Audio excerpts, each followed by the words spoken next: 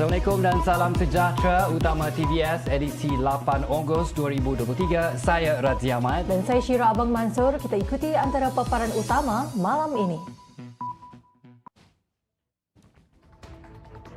Program penajaan bursary bantu ringankan beban pelajar lanjutkan pengajian ke IPT.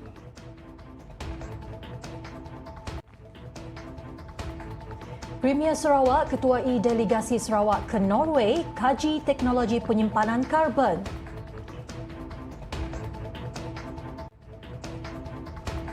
Kampus baru College University ICATS seluas 200 ekar di Telaga Air.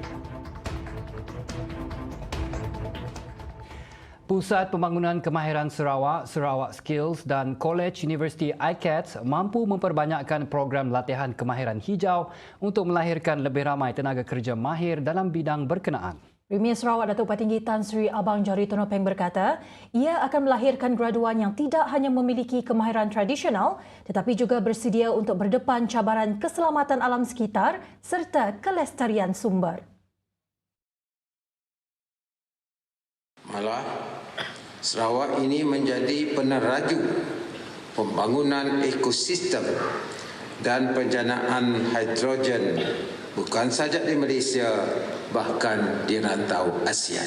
Para graduan di sinilah yang bakal menjadi model insan harapan kita di Sarawak. Anda perlu bijak mengambil peluang untuk meningkatkan penguasaan teknologi terkini serta bersikap dinamik untuk kekal relevan dalam kerjaya pada masa hadapan. Pembangunan di Sarawak juga katanya bukan sekadar untuk meningkatkan ekonomi dan pendapatan isi rumah tetapi turut melibatkan pemeliharaan alam sekitar. Selain itu, beliau memberitahu kerajaan Sarawak turut berusaha meningkatkan pembangunan infrastruktur dan pelaburan untuk mengembangkan ekonomi bagi menyediakan peluang pekerjaan dan perniagaan.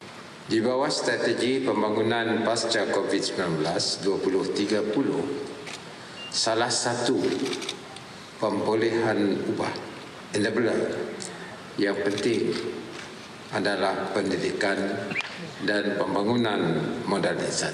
Dengan itu, banyak peluang pekerjaan yang terdiri daripada sektor pemangkin dasar ekonomi, economic catalyst dan perniagaan disasarkan di Sarawak menjelang tahun 2030. Beliau berkata demikian ketika berucap di Majlis Convocation ke-25 Sarawak Skills dan College University ICATS di Pusat Convention Borneo Kuching BCCK pada Selasa.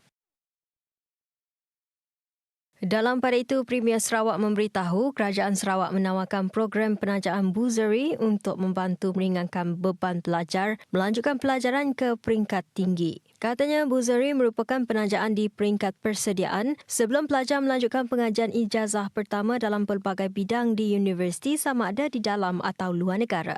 ICAT adalah satu-satu universiti yang dipunyai oleh kerajaan Sarawak dan kita akan mengembangkan kemudahan ICAT.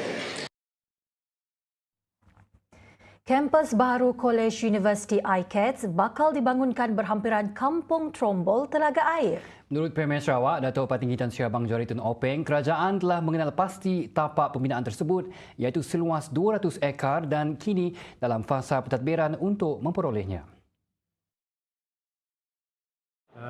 Sekarang ini kita sudah kenal pasti tempat proses pentadbiran mengambil alih tempat itu tanah dan lepas tu kita lihat universiti sudah ada perancangan bangunannya dan juga termasuklah accommodation untuk student kerana universiti ini akan terbuka kepada dalaman dan juga penuntut ilmu dan ia akan memberi kemudahan kepada para pelajar kita termasuklah equipment teknologi yang terkini untuk para pelajar kita.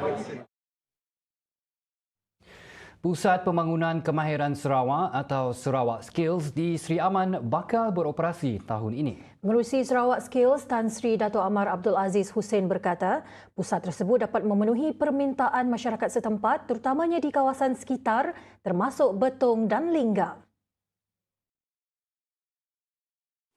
Kursus-kursus jangka pendek seperti pemasangan dan penyelenggaraan elektrik, pertanian moden dan banyak lagi akan ditawarkan selain menawarkan program Sijil Kemahiran Malaysia ataupun SKM.